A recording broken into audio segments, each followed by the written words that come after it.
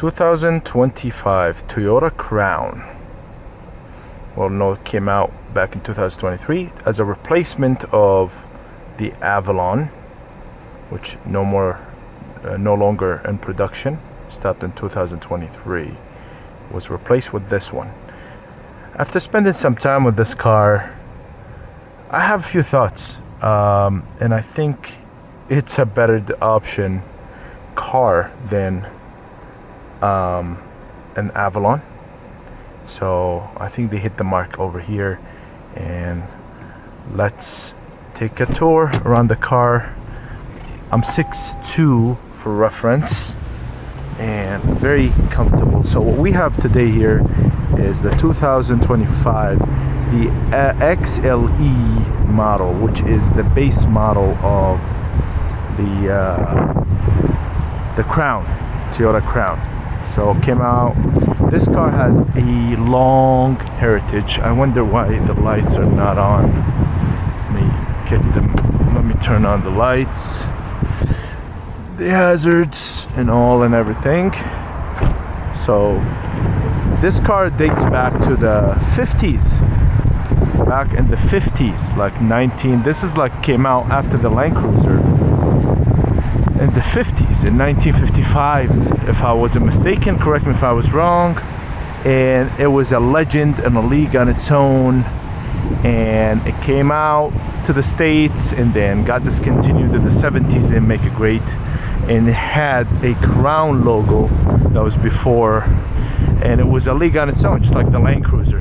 It's like a name brand on its own. It's not produced the same way. And fast forward 2025, they decided to bring it back in 23 as a replacement for the ongoing Avalon. The sales was struggling for a long time, so I think it was the time to go. The Crown, they come in two configuration. You have the back end, this one, and you have the one with the SUV like.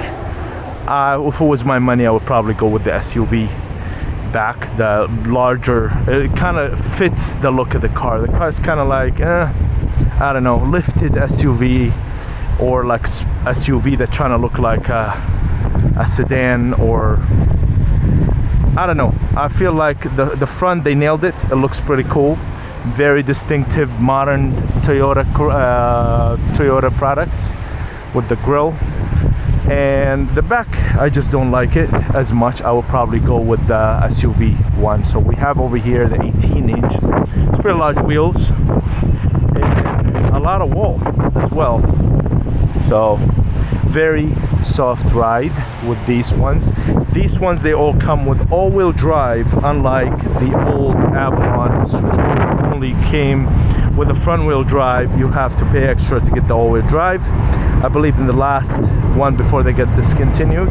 This one, it's all-wheel drive all the time.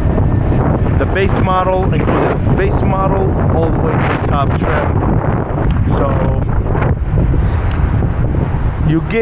you have now, today we have it in the pearl white. Pretty nice. So under the hood, as you see, there's a lot of material of sound deadening, and not a Camry or a Corolla. Absolutely very easy. And under the hood, here's the magic. This is a very familiar powertrain. This is the 2.5 liter hybrid system that is used in many of the Toyota's power lines. And the Camry is basically, you'll see in a lot, it's extremely reliable powertrain. Very, very good powertrain that's easy, gets to 200,000. Equipped with ECVT, produces about 235 horsepower. It's more than adequate here in this car. Definitely nothing crazy. You're not gonna squeal the wheels, but it's more than adequate. If you're looking for a higher, more horsepower, quicker, 0 to 60 about 7, you get about 40-45 mile a gallon. It's very decent. A little bit less than the Camry because it's much heavier, and it's only you can get it with the all-wheel drive. And all of them are hybrid. There's no gasoline, model for this vehicle. So let's go inside and see. So the new Crown, they come equipped with very nice, unlike the Camry only offers it in the other one. And also one of the cool things, I really like these touches, very old school. The gold, it used to be like the gold. I wish they did that too as well to the logo of the Toyota, just like the good old days we used to have. You pay extra to get a gold plated Toyota logo, but that's not the case.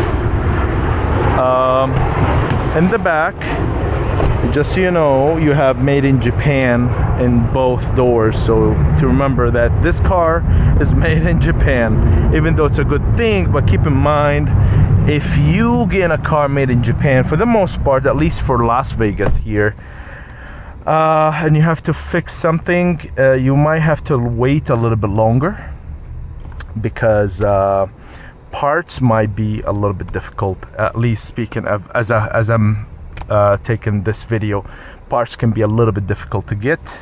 So we have this nice golden-ish color over here, and believe it or not, this base model has a heated back seat, and of course one button up, one button down. Very, very comfortable, large vehicle. I would say it reminds me a lot of the Toyota Venza, and especially if you get the Venza shape-like back for the Crown, I think you get better bang for your buck. It's just nicer because it feels more like a sedan, especially here.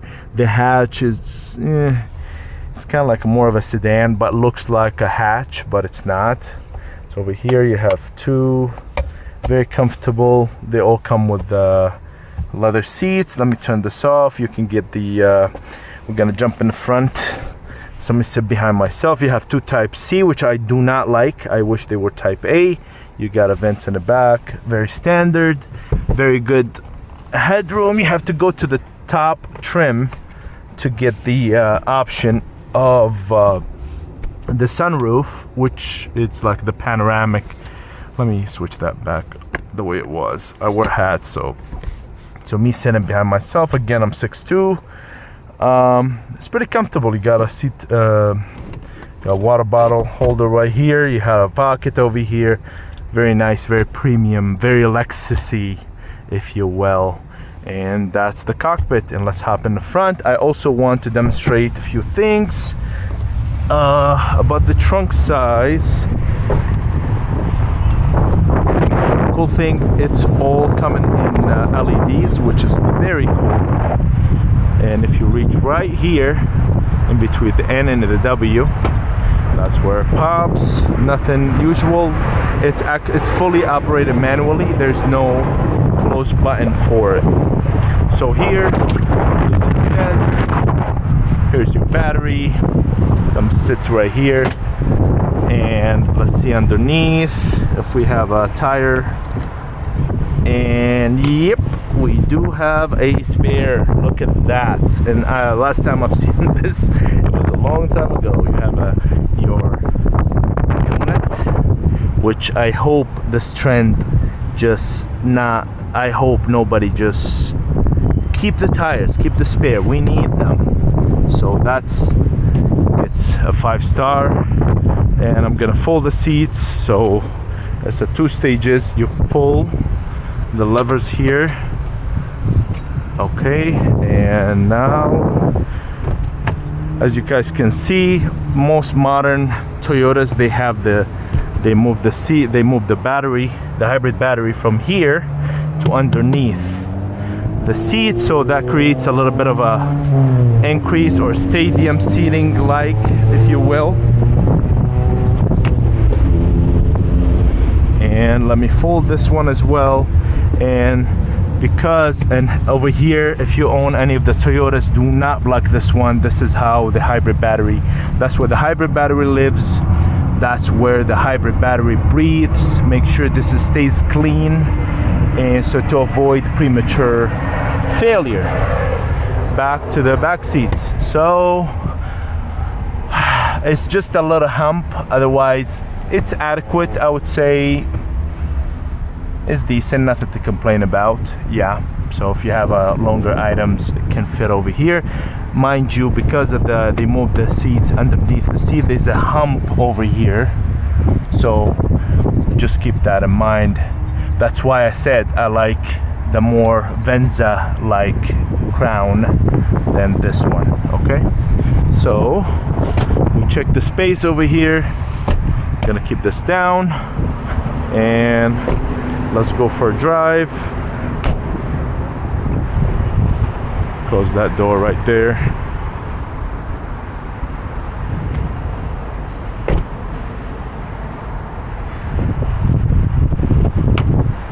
So it's a lot of things coming standard for this vehicle. So you have basically for all these all new Toyota, they come with the Toyota Sense, starting from the all years pretty much. So with this one you get a little bit more stuff, like you have this screen right here. I hope you guys can see it. It's configurable, but I wish it was a little more configurable with these with the screen. Like it gives you more like more themes, stuff like that. We see this with other car manufacturer. Even though the older one, they used to have a little bit, you can color different colors, different stuff. So as you can see, it's all-wheel drive. You have 2 motors, electric motors in the back, the engine in the front. And when this came out, I was hoping it was like kind of more of a rear-wheel drive biased, but no, it's more front-wheel drive biased, which it's okay. But for car enthusiasts like myself, I wish it was more rear-wheel drive. Again, the system over here, you have EV mode, which if you want to which is kind of useless because the car kind of does it for you. And you have the drive modes, kind of like SUV like. So the drive modes, we have Sport, Normal, and Eco, and Custom. So right here, Custom. I personally have not noticed anything a difference, like there's no adjustment to the suspension, except for the Sport. The throttle response becomes a little bit better. There's no delay in the throttle response. As I guys can see, even with the traction off, you're probably not gonna break the tires loose. It's adequate, it's not fast, it's decent.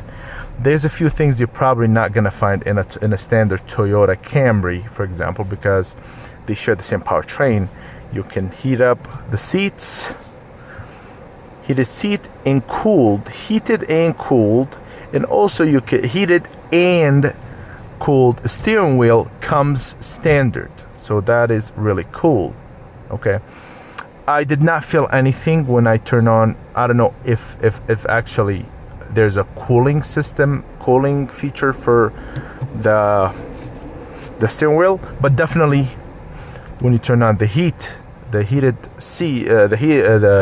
steering wheel, you definitely feel that it gets really pretty warm over here. Try the seat, the cooling feature for the seats, like it's on right now. You feel it here more. I don't feel anything in my back. It's mostly here, like, and it's kind of like a little cold, but it's okay. Okay. Things I absolutely hate in this car is that they got rid of the Type A. They replaced it with Type C. I cannot connect my phone to this. I've always had issues connecting my phone to the Auto, to Android Auto, but this is not specific for this car. It's basically with all the Toyotas that I had. The updated version, I would test it before I take the car. I've had nothing but trouble with it, like with the Corolla, with the Camry, and now with this one. Basically it's the same. I'm not sure if this is just for Android, because I'm trying to use the Android Auto, but I would like to see what it would do. I can imagine probably put the GPS here, but it's big layout. Looks very Lexusy, like I said, but I would definitely check and see if you like the system or not, and maybe that's specific for Android. This is my experience. It could be something wrong. Like when you try, I had so many time freezing on me. It's decent. I personally prefer the older one. Like I own a 22 Corolla. It works much better than this one. Okay. Again, you have this feature which I have not seen in the Camry, which when you lock the car opens the side mirrors, which is very luxurious, that you would see in a Mercedes and a Tesla and much higher end vehicles, which this is a higher end, is just not very known in the US. So gear shifter here, it's a very interesting, quirky, like it was mentioned. And this is to drive, this is for reverse. The reverse, once you put the car kind of in reverse, the mirrors adjust. Last time I've seen that feature was in a Mercedes. Basically you're getting it now in a Toyota. Go right here, really cool, and it goes back in place. The camera system, you have the standard. If you want in the higher trim, you'll get the 360 and all that good stuff. It's decent. You can see it's a pretty clear. No complaint. You can adjust if you want more wide or other thing. You know, you do have B for braking, which you will most likely never use, and drive. Yep. So let's go for a drive and talk a little bit more. So when it first came out in 2023, I was really hoping that this car is kind of like a mashup between the GS and the ES. Okay, the GS was a very successful, it's kind of like a mix between the responsible guy who wants something reliable but also wants some flair of sport, rear-wheel drive, fun car. So I was hoping this was more something like that, because I remember, as long as I remember, the Toyota Crown has always been a rear-wheel drive vehicle. So here's the energy flow. So I was hoping that this is more like a rear-wheel drive bias and an addition to front-wheel drive, but that it's not the case here, unfortunately. And also with all these features, with the Sport, Custom, Eco, you cannot change the configuration, like where you want the power to go to the front, to the back. Nope. They offer this, believe it or not, in the GR, which you have a knob you can adjust. You can put more power delivery to the front and more power delivery to the back, but unfortunately not the case with this car. Like literally I don't feel any different, beside like the response, the throttle response at the Sport is a little bit quicker. As you guys can see, like the back is just chilling right here, right? Even if you floor it, you're rarely ever gonna feel anything. And so it's more like a front wheel drive bias than it's a rear wheel drive, which not a big deal for most people, but for a car enthusiast, probably a little bit of annoyance. Another thing, I wish it was like I mentioned earlier, I wish it was a little bit more configurable with the screen. A lot of information, very nice, but literally you can't change the skin. That's all you got. No colors. I wish like they were changing. Those are minor complaints, to be honest. You got your standard mirror, you don't have any of the fancy ones. It's pretty loaded for being a base model, but yeah, again, it starts around $41,000 and change with destination. I think with all that, the car is a great deal and a great replacement for, and it's a better replacement of cars like the Avalon. You get a lot more for your buck, because right off the bat all these are offered in hybrid. You can't even get a gasoline, so all of them are hybrid. So if you were to get a hybrid Avalon and all-wheel drive, it would cost more than this car. So this car is kind of like a great value in a way. And also, one of the things I really like about this car, if you ever owned a Toyota Camry, Corolla, maybe you love the car, maybe you just want a reliable car. If it's white, if it's Toyota, even now like Highlanders and stuff, you assume to be a rideshare driver, the Uber driver, or maybe the food delivery, which nothing wrong with that. But if you want to kind of like separate yourself apart, even the Avalon a little bit, to be honest, but if you want to kind of like separate yourself from the crowd and you don't want to be mistaken to be Uber, whatever, this car definitely it.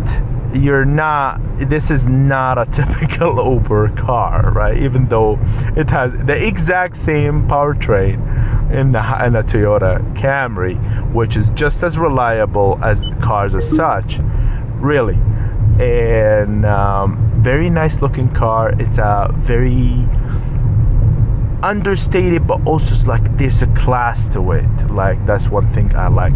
Ride quality, it's quiet, but so is the Camry. It feels a little bit heavier than the Camry, which makes sense. And also it's all-wheel drive, so you do get a little bit penalty so for having the all-wheel drive. The self-driving system is my average. I'm average about 40 mile, and I wasn't kind of like babying the car. No, I was kind of like flooring it all the time, and still managed to get almost 40 mile a gallon. So it's pretty good. It's pretty good. As you guys can see, previous attempt was 34. It's pretty bad. Like I wonder how that person was driving this car. Like 34, like I was on the throttle all the time, and I still managed to get 40 mile a gallon. You can easily get 45, I would say. And again, we're in Vegas here, it's pretty hot, so we're blasting the AC. You do have also a charging right here. You can just stick your phone over here, and it kind of keeps it in place. Other than that, pretty solid vehicle, and I do like the car a lot. Yeah. Thank you guys for watching, and if you have any questions, just leave them in a comment and let me know what you guys want to know about this car, and I'll see you in the next time. Peace.